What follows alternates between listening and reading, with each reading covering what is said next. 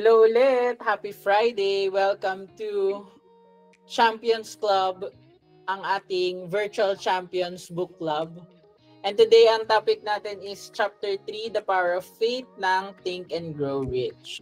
Okay, take it away, our facilitator for today, Vinci. Hi! Good evening everyone. Narinig niyo ako? Sorry, naka-VPN kasi ako, baka mabagal. Yes, Yes. Okay. Dinig. Okay. Amazing! Good morning, good evening mga kapatid, kapamilya at kapuso and everything in between. And Friday na naman po, and that means that we are huddled para sa another episode of our Champions Club.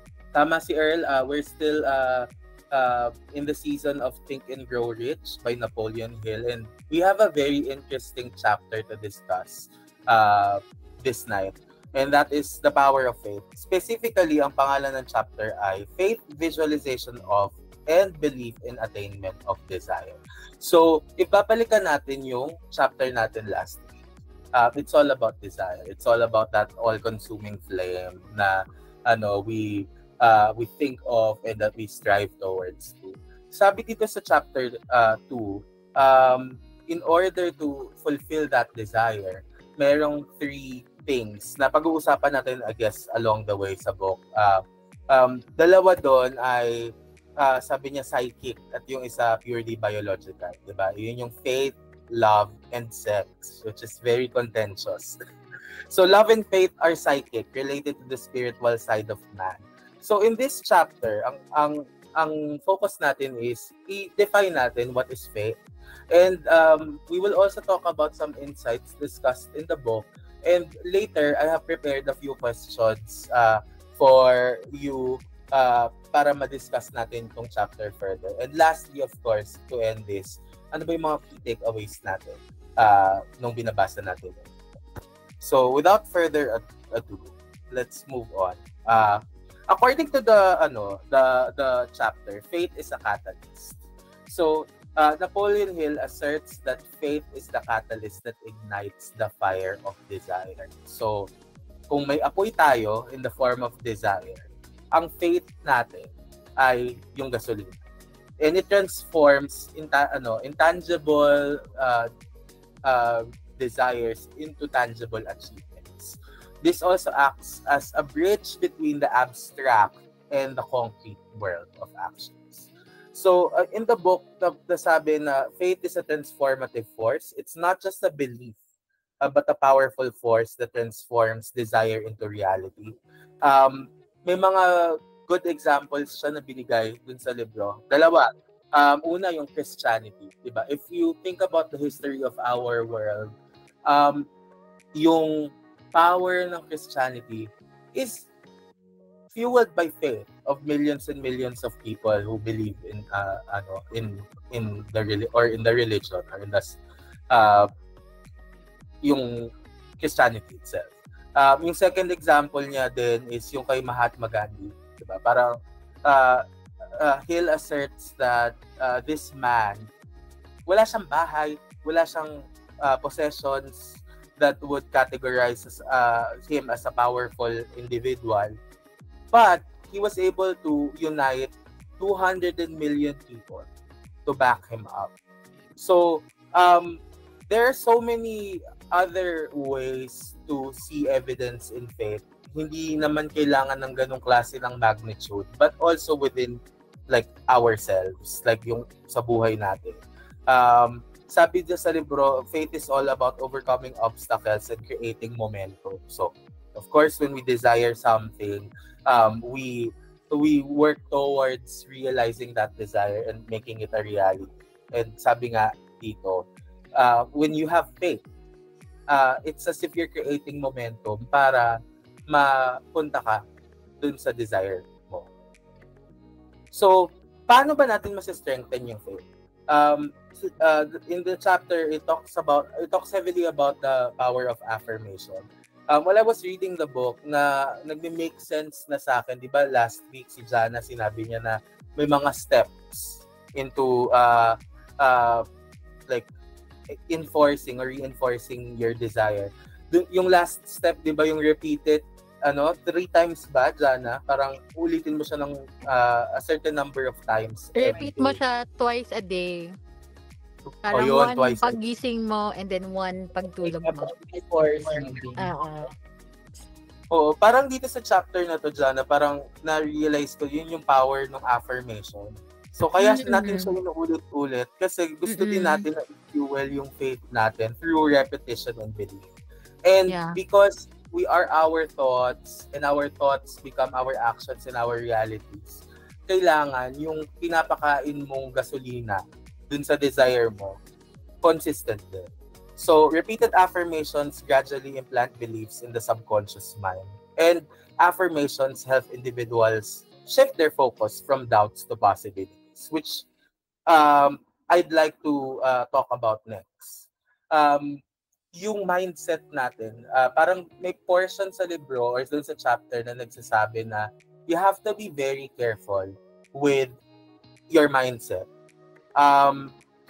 Kailangan above all else, ito yung paprotektahan natin kasi may mga kwento din dun sa chapter na nagwa-warn sa atin, almost like a cautionary tale kapag negative daw yung mindset natin. I think there was a term called mental suicide about this guy na nagkaroon ng problem tapos parang paulit-ulit niyang sinabi na this is gonna ruin me, I can't do this anymore. So on the flip side, we have to be careful about the way that we are framing our thoughts and kung ano ba yung binibigyan natin ng faith. Kasi kapag inisip natin na yung mga limiting beliefs natin, yung pina-prioritize natin yung risks, yung pag-avoid ng risks and challenges over our desire, yun yung magmamanifest sa reality natin. So, sabi sa book, faith is not just about simply believing. It's something that you cultivate and you take accountability for. And that starts with your mindset. So, meron pa ba akong mga reminders? Ito, last slide na before tayo magpunta dun sa ating discussion questions. And I really would love to hear your thoughts about the chapter. Last na gusto kong i-emphasize is yung faith versus fear. So earlier I did mention na we have a tendency to sometimes limit ourselves and our beliefs based on our fears. And in the chapter, Hill emphasizes that faith and fear are mutually exclusive. So when fear takes hold, faith diminishes and vice versa. So which ano sa akin to bago tong concept na to sa akin kasi I've always been very risk averse. Like I would rather always play on the safe side. And parang in the beginning of the year, I know we had a personal conversation at Eloy and I was asking I was asking you over why na bakit parang walang nangyayari sa career ko? Bakit parang hindi ako makamove forward? Tapos nung binasa ko tong chapter na to, parang na-realize ko, yung mindset ko kasi is more of, gagawin ko to, I'm going to be good, I'm going to avoid risks, I'm going to just be the good employee. Pero in order for me to get to where I want and what I desire, I need to take risks and I need to have more faith in myself. So ang ganda lang nung chapter na to kasi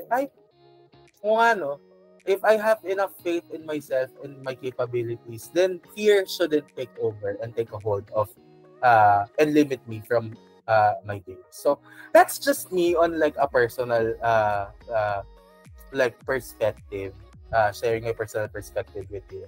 Now let's talk about what you think about the book, and we'll move on to the burning questions. So what we're gonna do in this segment is, based on the learnings that you have absorbed from this chapter, think about that and consider them as you answer the questions that we have prepared for you tonight. So, for our first question, sabi dito, how can one cultivate and strengthen faith in their personal goals? I'd like to also follow up with preface this with another question. is there a personal goal that you're working towards? And if so, how are you cultivating and strengthening your faith in achieving this particular personal goal? Sino gustong magsimula? Okay, sige, Edge, ikaw. Umiyak lang tawag- ako. So, how can one cultivate and strengthen faith in their personal goals? Tapos, parang magsasabi muna yung ako ng... personal goal mo? Oo. Hindi, recently, ang pinaka goal ko for myself is makapag-write ng ebook, ganyan. Yun lang, small goal lang siya. So, paano ko na-cultivate and strengthen my faith in my personal goal? Di ko alam kung sakto to Pero for me, yung pagko-cultivate ko ng sarili ko in that specific goal ko na yun is by enriching myself through reading books. Paano yung faith? Kasi, tsaka isa pa yung ginagawa ko palagi kong sinasabi, binovocalize ko na I'm planning to create this kind of book na my goal is makatulong naman, no? So, through that, I think I'm cultivating or na-strengthen ko. Parang alam mo yun, law of attraction. Sinasabi mo na, ito yung mangyayari at the end of this month. Meron akong ma-achieve na ganito. And I believe yun yung magre-reflect. Pero, update, meron na akong parang outline para sa goal kong libro. Ayun lang po. Sana po tama yung sanabi ko. Tama naman. Wala namang maling sagot dito, Bev. And I'm looking forward to reading your book. I think what I'm taking away from what you said was yung power ng vocalizing the goal. I think na marami sa atin natatakot na isiwalat yung mga pangarap nila. Kasi 'di ba, lalo na sa age ng social media na parang we're always under the microscope of scrutiny, parang ang hirap na lumagpak. 'Di ba? Yun yung unang fear just thinking about it.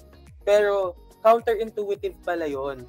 Kasi if we desire something and the desire is strong enough, and if we believe that we can do it, then we should have no problems in vocalizing and affirming it every day. So thank you for sharing that, Edge.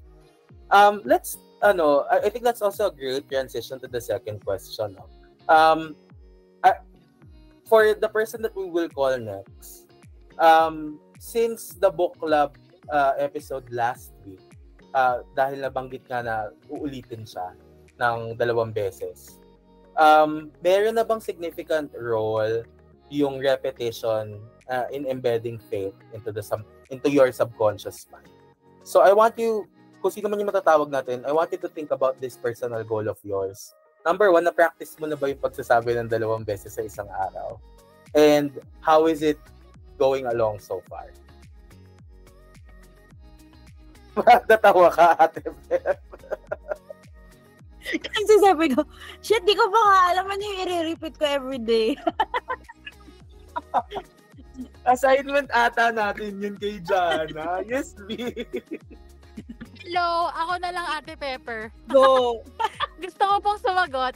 Hindi kasi naalala ko, siguro parang yung last na one-on-one namin ni Ate Eloy last year, yung shinare ko sa kanya yung vision board ko last year na parang yun yung nagpatotoo ako na ate, nung nag-look back ako, lahat ng nilagay ko sa vision board ko, nagkatotoo for 2023. Tapos parang aside from my vision board, na nakuha ko siyang practice from my mom, aside from the vision board, lagi ko sinasabi yung phrase na everything works out for me.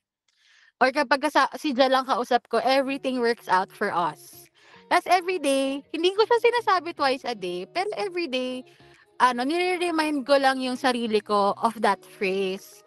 Kasi nga, parang, I stumbled upon, yun nga, parang some reading saying na yung yung fini-feed mo sa sarili mo is yung nagiging reality mo. So parang for me, the quickest phrase that I can say to myself, especially kapag yung everyday ko is parang feeling ko I'm always thinking of solutions, trying to fix up things, situations and all that. Parang feeling ko yung best fitting phrase for me is yung everything works out for me. And true enough, everything does work out.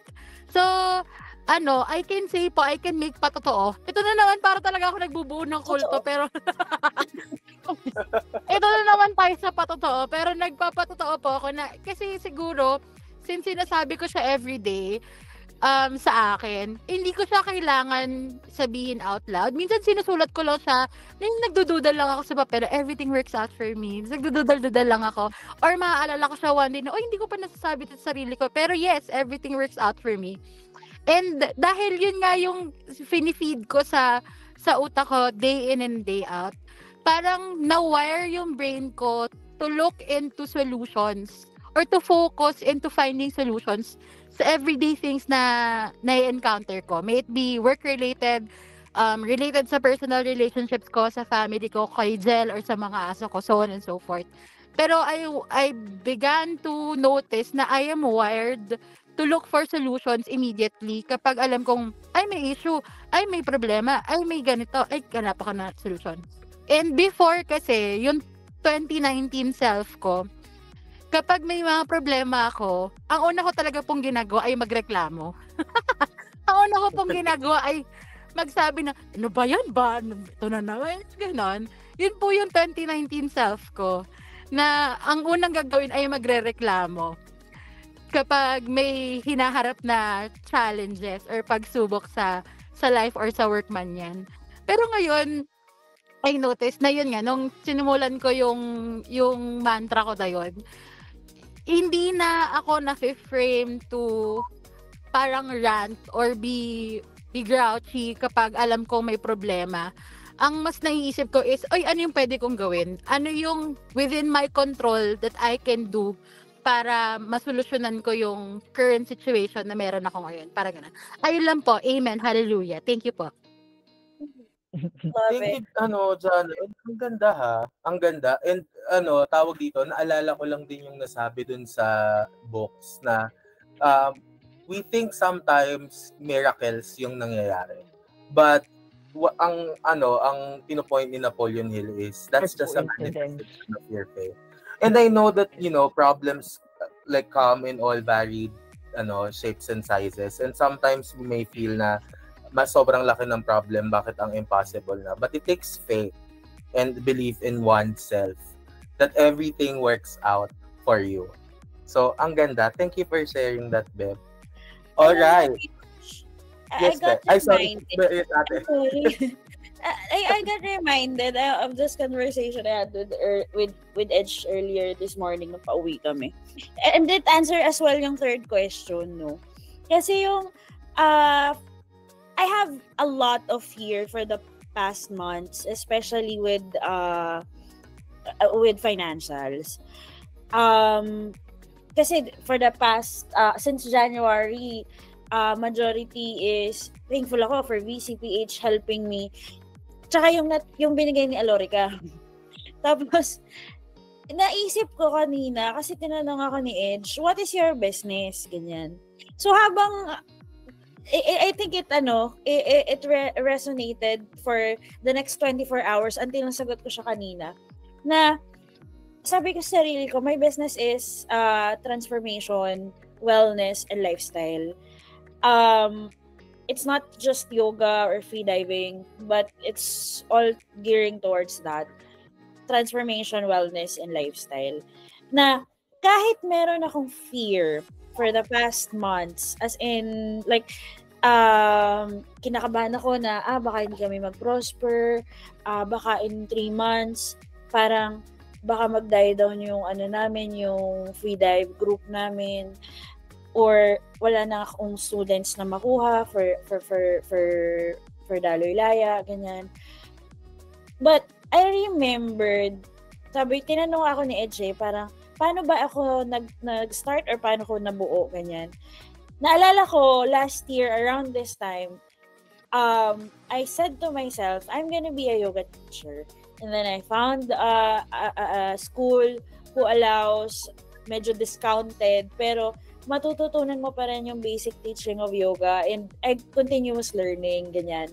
Tapos, ang hirap pa kasi I have to go for other school, I have to go to Taguig or I have to go to Bali or Indonesia. Yon, sinimula namin online tapos nagkaroon kami ng intensive na in person, which allows me to still work and at the same time learn. And all of the things happened naturally na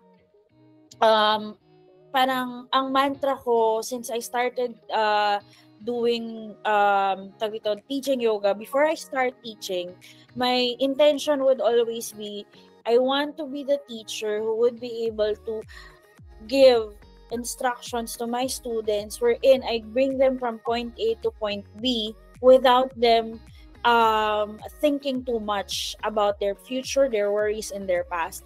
So, yun yung lagi kong sinasabing intention sa sarili ko, that despite all of the fears that I had in the previous months, I have friends, you guys, family, na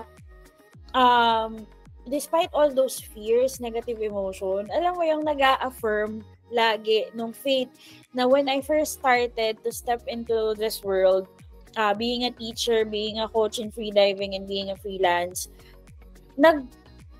kahit, ang tawag dito, hindi ko ina-expect na lumaki agad, pero nasusustain siya.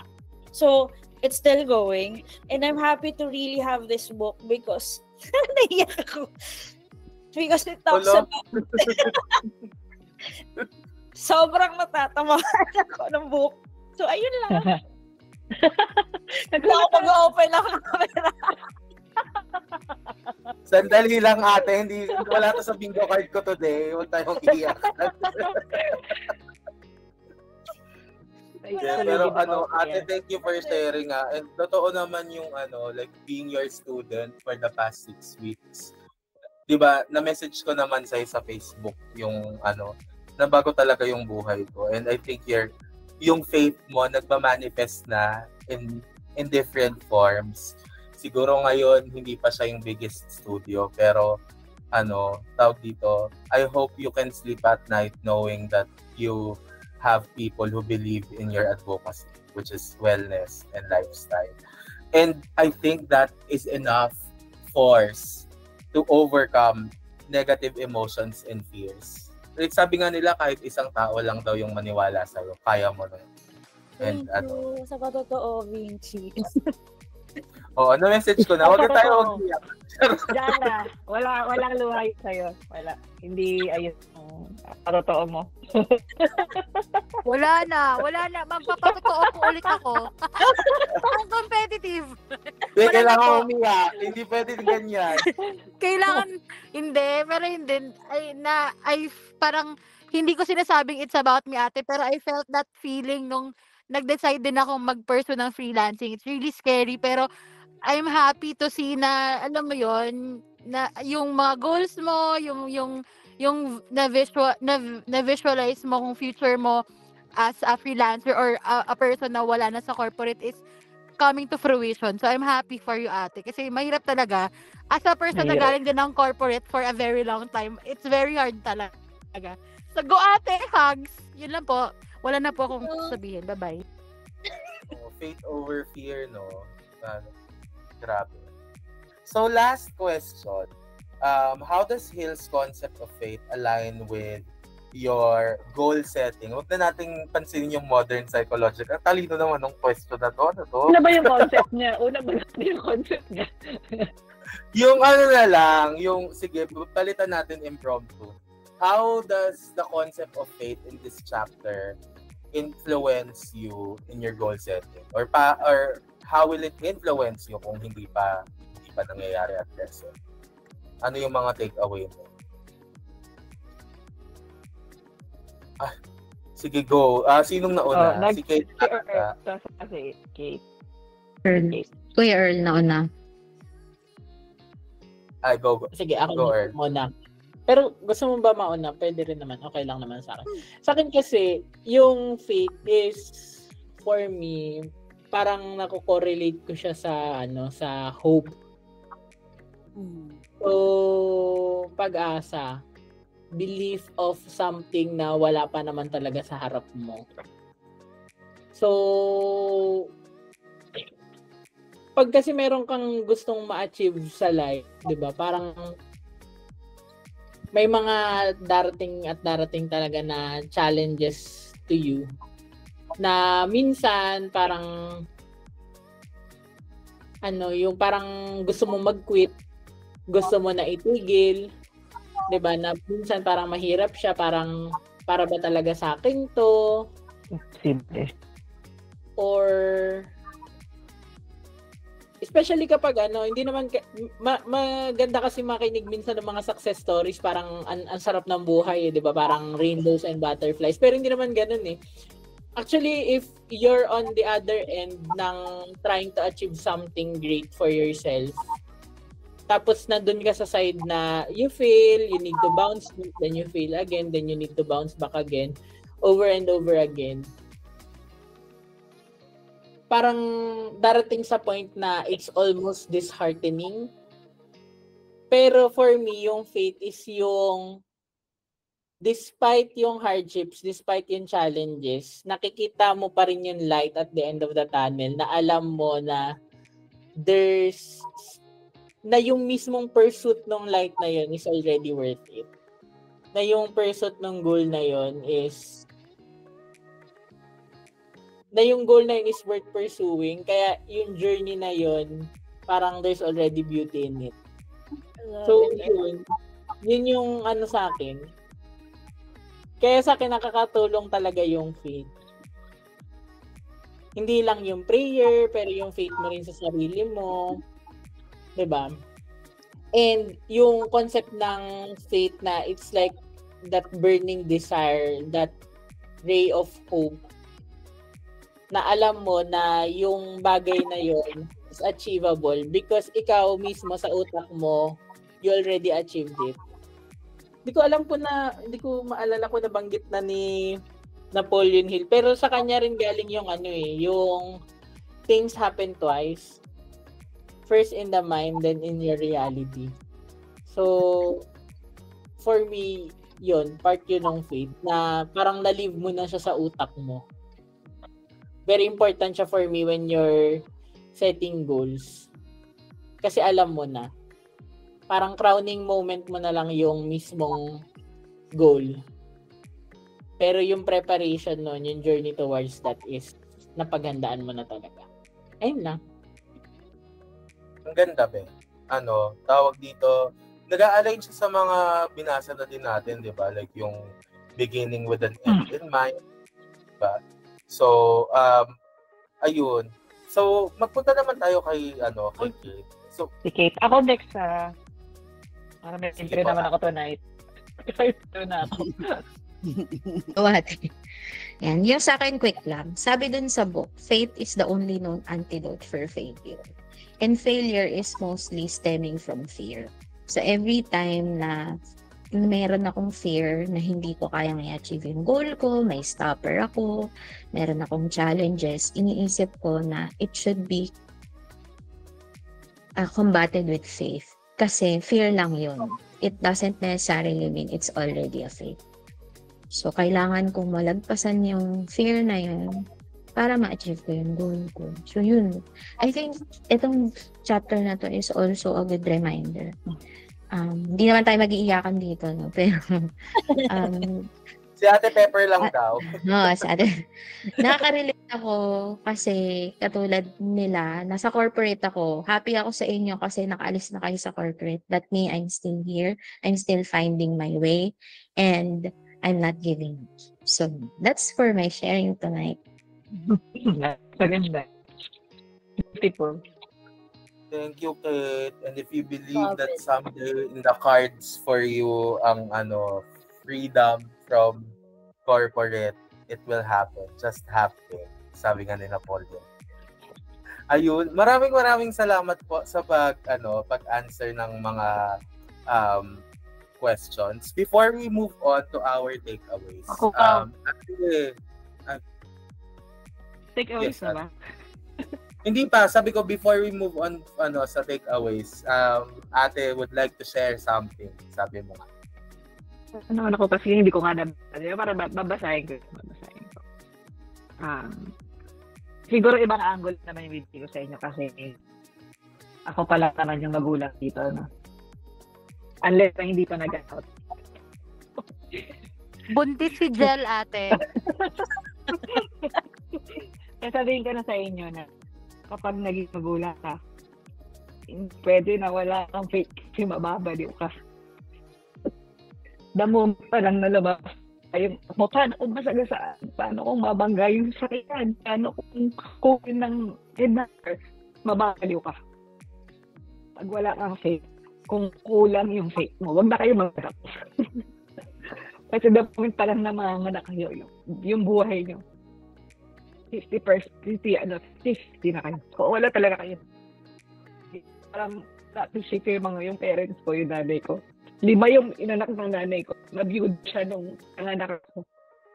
So, kaya honor ka pa rin. Sabi ko nga, honor kay nanay ko kasi alam ko kung gano'n kaya at maging magulang. Kung wala ka, hindi ka matuloy. Siguro kung hindi pa kayo magulang, iba yung level eh. Kasi yung love and care, pag-esong ka ng anak ba? Hindi ko ma-explain, pero iba talaga. And kaya I'm pursuing everything I can. It's for my kids. I want my kids to have the best life. The highest quality of life. Gano'n ko sila kamahal. And just recently, actually, yesterday, my husband is actually sharing that. Nadidepress na siya, na-homesick na siya. Medyo 2 months na eh. Nadidepress na siya, nag-aalala siya sa pangakata. Meron pa nga instance na siya. So, mahirap pag hindi ko matibay yung dibdib talaga. So sabi ko sa kanya, yung fear, yung worry, minsan kasi it stems from lack of control, the need to control. Parang wala kang magawa. Sabi ko, you need to let go yung need for control. Kasi talaga may hindi natin kayang kontrolin. May mga mangyayari sa mundo, hindi natin kayang kontrolin. May mga, kahit nga hindi natin kayang kontrolin. And then yung situation natin kayang kontrolin, we have to let go. You have to trust. Kasi kailangan ko rin tiwala. Kasi yun yung pinagawa ko. Hindi ako, nag-start in DC, hindi ko na maisip. Wala akong pang-start. Paano ako magsisimula? Paano kung wala akong, hindi ako nag-isip na sa alam ko, importante ito sa akin, I will do everything I can. Walang makakatigil sa akin. Parang I will do everything to make it happen. Hindi ako nag-isip. So do not, as much as you can, do not entertain negative stuff. Kasi yun yung kakain ko. Kasi ako, I have faith in myself and I know that I will do everything. I have faith in humanity. Alam ko people will help me along the way. So trust in humanity na every people is kind by nature. And I trust in the universe na I know I will find people. I will find clients with the same energy. I will find the people with the same frequency. Kaya yun lang tinawa ko. I fear anything in a way na I always remind myself that everything happens for a reason. So, minsan, syempre, may let go, di ba? Minsan, may mga hindi ka maintindihan. Pero I always in the process that everything happens for a reason. I have faith in that.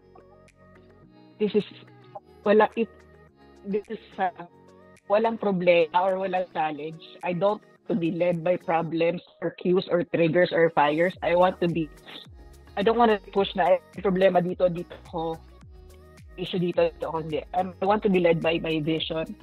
It's important to me and my goals. Na yung pinangawakan ko. So, skip. Ula-ula. Naalala ko lang kasi talaga nag-message sa kanya, asawa ko na. Pagod na ako. Gusto ko na tigil magtrabaho. Sabi,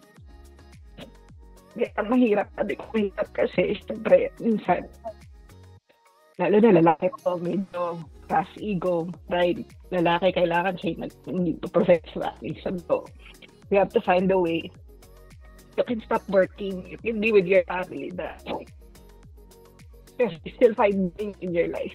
And you still feel whole. Kasi noong una parang hindi ko matanggap. Sabi ko parang enough. Hindi ka enough para mag-stop. Kasi pwede naman, kaya naman, hindi naman tayo mag-utang in a way. Medyo mag-down tayo ng expenses. Pero I will also want him to feel na a sense of fulfillment sa sarili niya. I still feel whole. So, mahirap. Hinarap ko yun. Kasi I want to support. Pero ngayon, hirap daw siya, nadidepress na siya.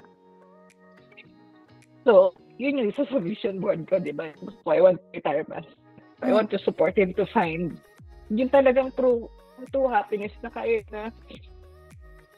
i-fulfill din yung sarili niya, yung actualization. So, yun yung mahirap. Kaya, yun, nabringan ko lang na you have to, like, nakawa ko mga nanay. Kasi yung mga tatay, medyo okay ba eh. Feeling ko, tinudge ko na sila. Pero yung imagine nyo, yung mga nagtatrabaho sa ibang bansa na malayo sa pamilya. Kasi nila, yung mga nanay, syempre by nature, sila nag-aalaga. Pero kung wala ka talagang fit, hindi ka tatagal. Feeling ko, hindi ka tatagal sa ganito. So, I think it's very important na talagang hindi ako paladasal or hindi ako sisimba. Wala akong specific but I know in the power of faith talaga. Yes, sa pray, you have to pray. You have to surrender all your kasi minsan talaga you have to trust trust faith sa kasama yan. Kailangan mo yun to survive. It's hindi pwede na nawala yung tatlong yan. Ayun lang. Thank you po. Thank you, ate, for your vulnerability tonight. And tawag dito, wala naman pong nagpa-memo na dapat pala mag-iyakan tayo. Hindi kasi ako dun sa seminar today na parang sabi ko kung bakit nangyayari yung mga bagay, hindi sila accident, hindi sila coincidence, dahilan. So, yung isa sa mga seminar teaching about different means on how to earn income, for example, trading, ganyan, or proper investment. So, nabuksan yung idea na baka pwedeng ito yung i-share sa asawa ko. Grabe.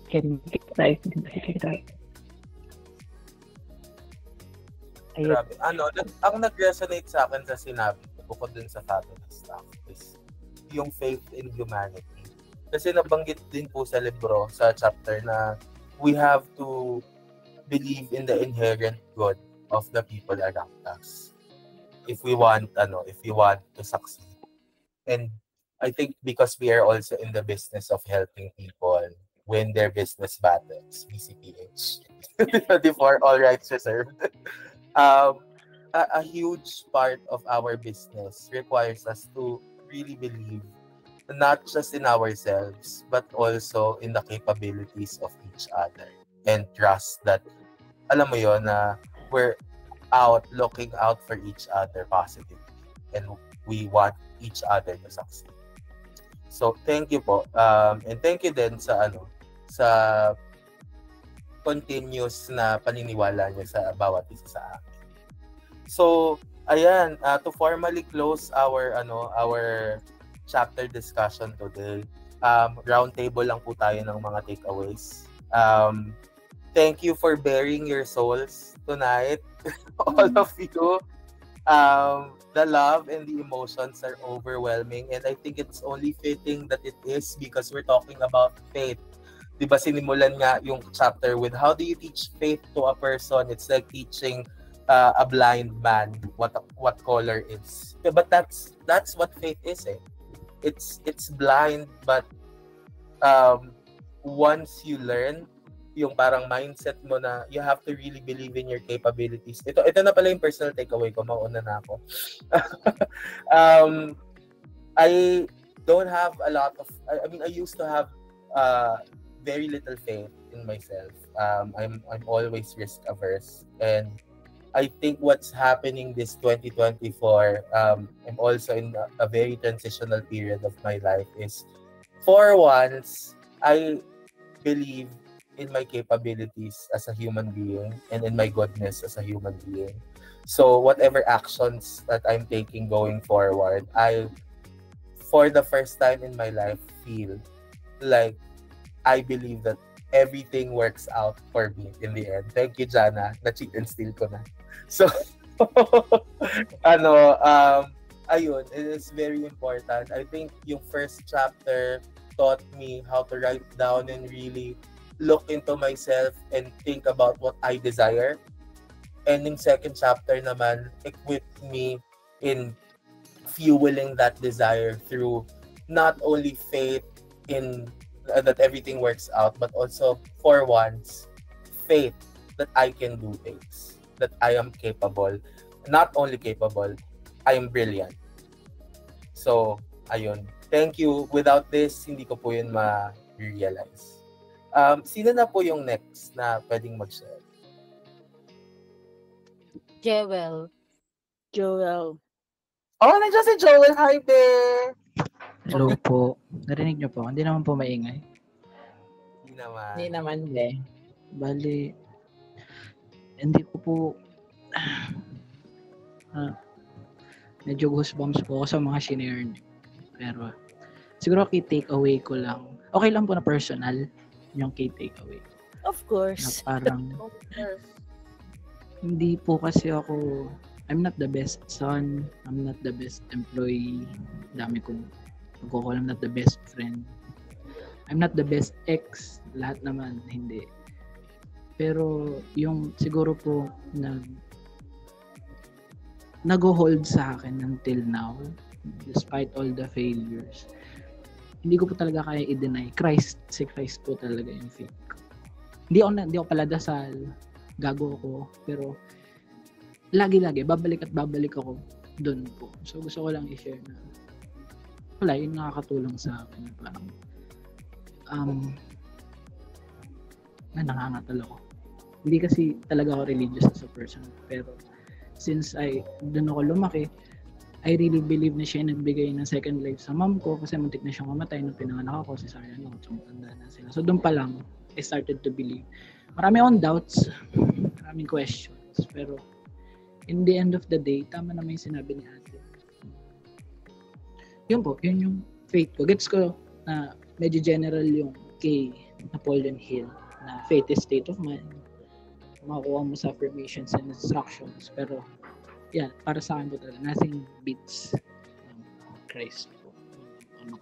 Key takeaway ko for myself. And na-prove ko ngayon. Kasi, sa dami ng testimonies, no, lalong nag-resonate sa akin belief ko. Marami akong doubts doon, naniniwala minsan, pero I cannot deny him. Through Christ, ano ba yun sa Philippians? Through Christ, I can do everything. So, yun lang po. So, goal ko, yun pala hindi ako nakapag-share ng goal ko last time. Siguro ngayon lang nag-stick sa akin. Hindi ko goal maging sobrang yaman, maging mayaman. Gusto ko lang maging okay. Pero, as human, pinaka-goal ko, I wanted to be better po talaga. Kaya nga, sabi ko kay Ate Ellen, start ng week. Maraming setbacks, I wanted to be better. Lagi naman, I wanted to be better. And na-achieve ko lang po yan through Christ and syempre po sa help ni po lahat. Yun po, thank you po. Yun lang po sa akin. Naiyak ako sa mga sinare. Thank you po. Yun lang po sa akin. Joel. And I am manifesting na someday pag nag-meet tayo ulit, masabi mo na may faith ka rin sa self mo and sa capabilities mo because if we're talking about Christ, you are fearfully and wonderfully made. So, ayun. Baby steps. Thank you for sharing. So, who's next? Na lang po. Grabe, napaka-challenging naman ng chapter natin. Kaloka.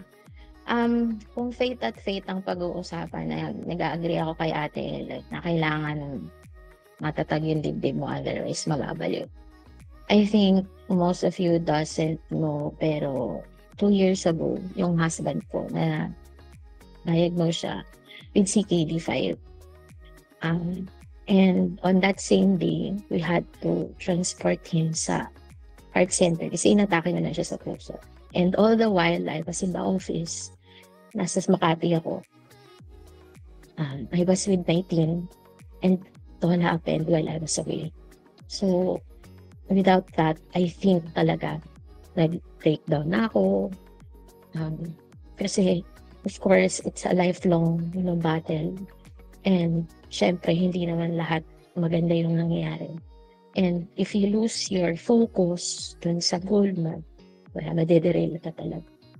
So, this is a good reminder on why this is important for us, not only for our goals, but for us as people. Yun po.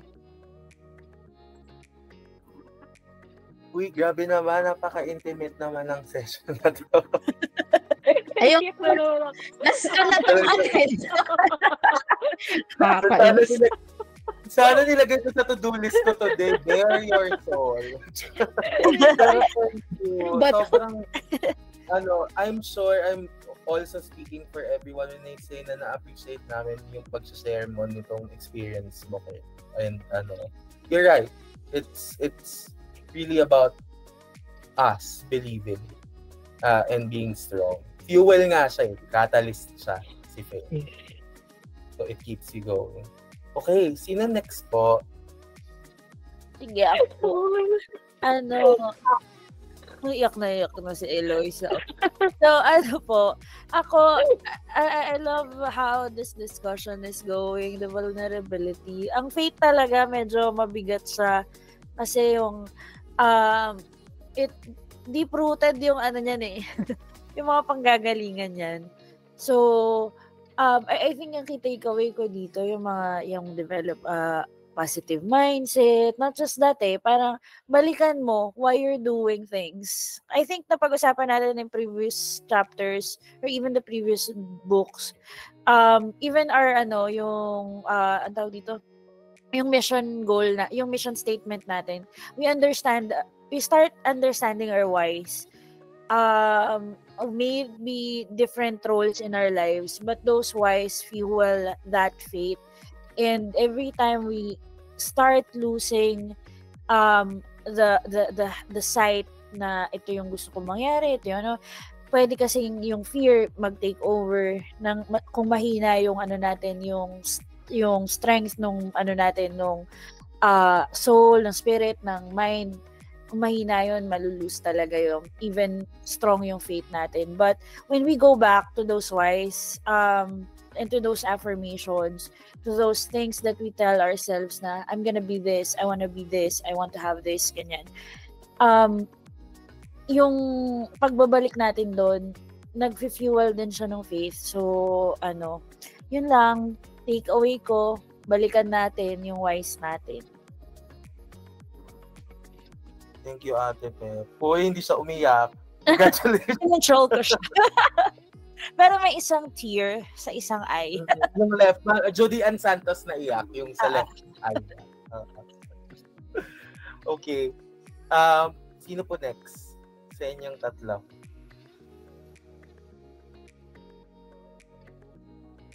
Siguro ako na lang muna para yung mga paiyakan naman. Hapon pa lang dito, hindi pa matutulog eh. May pupuntang pa akong birthday mamaya. Ano ba yan? Anyway, so, kinocompose ko yung sarili ko kasi ayoko umiyak. Ayoko paga yung mata ko mamaya. Anyway, di ba sabi ng Centrum, what your mind can conceive, your body can achieve. Pero sabi dun sa book, what your mind can conceive and you believe in it, you can achieve it. So ako naniniwala talaga ako doon na whatever we put our mind into, and doon mo din i-anchor yung mga actions mo, yung mga decisions mo in life, ma-achieve at ma-achieve mo siya. So, maraming beses naman na nangyari siya. And I think, never naman, ako kasi naniniwala ako na si God is meron siyang better plans for us. So, ako naniniwala ko na as long as you pour your heart and your sweat in whatever you want to achieve, whatever that goal or dream of yours is, naniniwala ako na as long as it's good for you, God will find a way para ma-achieve mo yun. So yun lang. Thank you and have a restful weekend. Uy, may dalawa pa. Si Jana at si Edge pa pala yung nag-share ng kanilang takeaway. Yun na yun sa akin. Pero, sige. Message mo ba yun? Pwede ba ako naman? Kasi malapit na yata at kami Ate Eloy, 11 minutes na lang. Go. Yung sa akin naman po, na hindi ko na maalala yung exact quote, pero narinig ko lang to kay Eloisa na sinabi niya na parang, kapag when you want something or you really manifest for it hard, the universe conspires to make it come true. Hindi yun yung exact sinabi ni Eloy, pero parang yun. Basta may conspires. May word na conspires at may word na universe doon. So, bala na kayo. Gawa na lang kayo sentence niya. But then again, kaya ko siya naalala when I was reading this chapter is because, naalala ko yung interview namin ni Ate Eloy. Feeling ko din na rin ito naalala ni Ate Eloy. Pero tinanong niya ako sa interview. Kasi nung in-interview niya ako, kaka-resign ko lang nun from my corporate job. Tinanong niya ako, naku baka face lang to ha? Ganon. Baka face lang daw. Na-applyan ko lang nun, project-based. Parang project-based lang naman. 10 years ba ako dito? Ganon. Matagal ba tong project na to? Bakit naman tinanong ako kung face lang yung pag-freelance ko? Ganon. Pero alam yung, nung sinabi ko sa kanya sabi ko sa kanya, hindi ito face. Yes, sure ako na mag-freelance na talaga ako. Parang hindi ko alam, pero na-plant pala yung seed na yon sa subconscious ko na ito na talaga yung journey ko. Ito na yung path na iti-take ko in my career. Starting that time na nagpa-interview ako kay Ate Eloy at nag-start ako dun sa project na yon with Virtual Champions. And parang dun sa book club din kasi namin sa management. Medyo parang nakukurot-kurot din yung puso ko. Tapos parang related din dito yung ibang mga topics na nababrush through dun sa book na binabasa namin. And it made me reflect on my journey as a freelancer or my career as of now. Na parang nung nagsisimula ako, wala akong goal in mind na, I want to be at this point, at this level of my career pag nag-start ako mag-freelance. I want to acquire this, I want to gain this, I want to achieve this. Wala. Parang ang goal ko lang ng time na yun is, I want control back, parang control sa time ko. I want to gain back control sa time ko. And, alam mo yun, looking back, sabi ko siya, parang feeling ko ang liit lang nung dream na meron ako, yung taking back my time. Pero grabe, sobrang laki ng impact na yun sa buhay ko. Hindi po ako naiyak kasi po kaya ko po binabagalan para hindi ako maiyak. Parang nung nagsabi ako kay Eloy na hindi ito face, talaga mag-freelance na ako, tumatak siya sa utak ko na I will never look back. Wala akong exit plan na parang, kapag hindi nag-work yung freelance, babalik yung corporate. No, wala akong ganun plan. Kasi, I plan to make it work. By hook or by crook, or kung sa VC man, or kung hindi man sa VC. Pero ganun, parang, alam mo yun, nung time na yun, ang goal ko lang talaga is to buy back my time. Pero, more than that, ang dami kong na-achieve, ang dami kong nakuha from that simple goal na naniniwala ako nung time na yun na by doing freelancing, I will be able to buy back my time. Tapos parang everything followed na. So parang, yung parang, yun nga, hindi ko ina-expect ng mga, yun yung bibigay sa akin ng universe. Kasi gusto ko lang talaga na makapag-coffee shop in the middle of the day kapag gusto kong lumabas. Or makapag-mall habang online sa Slack. Ganun lang. Pero, ang laki pala ng plans ng universe for me. And parang sobrang grateful lang ako, syempre, sa everything. And sa naging channel ng universe, which is Ate Eloy and VC. And Jel, actually Jel, thank you. Kasi naging sugar baby ako ni Jel at some point of my life. Actually hanggang ngayon, keep it up Jel. So yun lang po, Faith. Parang walang point. Pero thank you talaga. Bye. Bye-bye. Good afternoon, Kuya Earl. Thank you for sharing, Jana. Ang layo na din, no? Pero malayo pa. 2 years na din since. Magto 2 years na tayo in a few weeks. And I'm happy to hear na ano ba? Oo, totoo. And lang. Hindi mo lubego. Support ka. Ako ba? Sorry.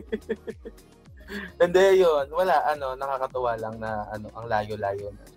Pero ayun. Sige, mag-move on na tayo sa susunod na at sa last but not the least, which is Edge. Takeaways for today's chapter. Hello po.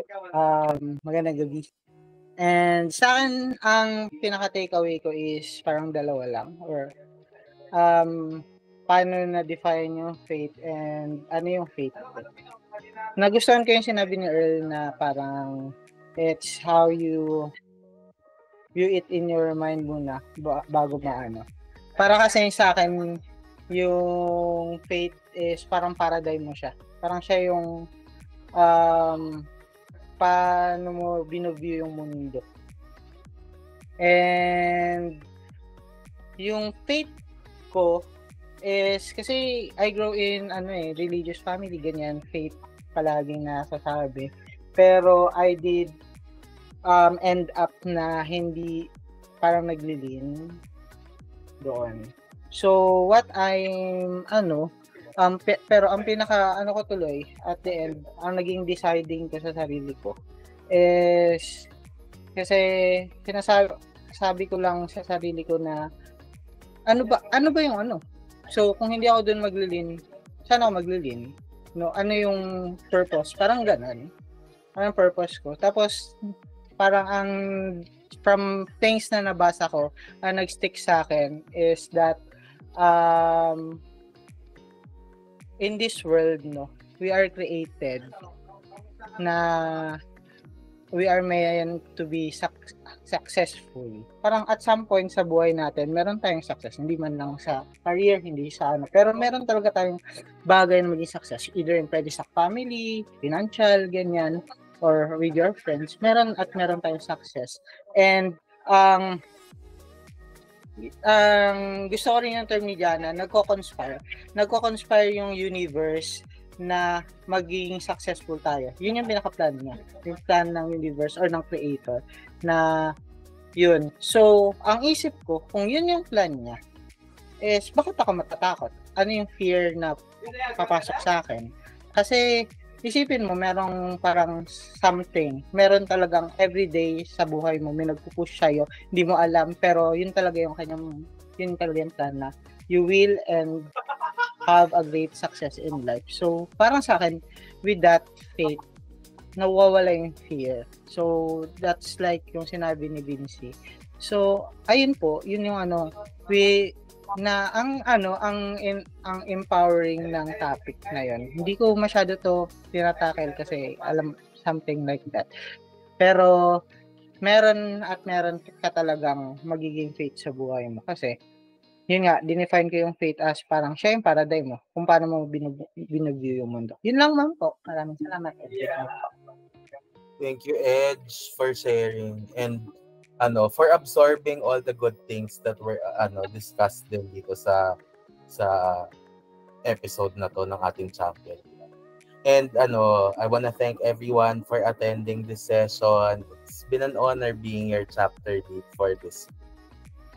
What's next? Ang ating look forward to ay chapter 4. Sino ang ating magiging chapter lead for chapter 4? Kalimutan ko na. I think it's Joel. Joel. So yun, abangan natin next week ang isa na namang makabuluhang balitaktakan at sharing of insights. And I hope everyone has a happy long weekend sa mga applicable sa kanila. And we'll talk very soon. Good night, everyone. Good night. Thank you, guys. Good night. Thank you. Thank you. Thank you po. Bye-bye. Bye-bye.